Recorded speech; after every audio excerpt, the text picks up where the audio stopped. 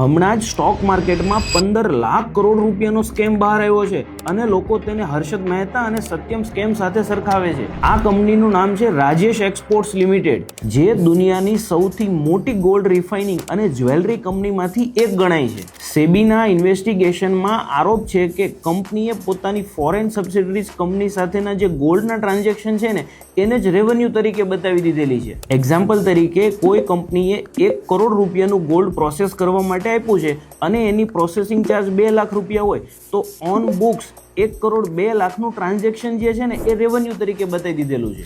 જેના કારણે 2021 થી લઈને 25 સુધીમાં જે પણ ટ્રાન્ઝેક્શન થયા છે ને એના પર સવાલ ઊભા થયા છે અને જેમાં LIC ઓફ ઇન્ડિયા જેવી મોટી કંપનીના ઘણા રૂપિયા પણ ફસાણા છે. એટલું જ નથી, કંપનીએ દર્શાવેલ પોતાની સબસિડરી કંપનીમાં ઇન્વેસ્ટમેન્ટ અને ટ્રાન્ઝેક્શન પર પણ સવાલો ઊભા થયા છે. જેમ કે કંપનીએ 1000 કરોડ રૂપિયાનું આફ્રિકામાં ગોલ્ડ માઇનિંગ કંપનીમાં ઇન્વેસ્ટમેન્ટ બતાવેલું, જે હકીકતમાં ઇન્વેસ્ટમેન્ટ છે જ નહીં. આ બધા ચક્કરમાં ઇન્વેસ્ટરોનો હજારો કરોડો રૂપિયાનું નુકસાન થયું છે. જો કે કંપનીએ આ તમામ આરોપોને નકાર્યા છે. પણ આ કેસ દરેક ઇન્વેસ્ટર માટે એક રિમાઇન્ડર છે કે સ્ટોક માર્કેટમાં ઇન્વેસ્ટમેન્ટ કરતા પહેલા ફક્ત રેવન્યુ કે ઇન્કમ જોવી એ પૂરતું નથી. કંપનીનો રિયલ કેશ ફ્લો, પ્રમોટરની ક્રેડિટેબિલિટી, ઓડિટર રિમાર્ક્સ અને ટ્રાન્સપરન્સી પણ એટલા જ મહત્વના છે. અને તમારે કંપની એનાલિસિસ કરતા પહેલા કયા 7 રેડ ફ્લેગ્સ ચેક કરવા જોઈએ એની કમ્પ્લીટ ડિટેલ્સ જોતી હોય તો કોમેન્ટમાં લખો સ્ટોપ, હું તમને કમ્પ્લીટ ડિટેલ્સ DMમાં મોકલી આપીશ.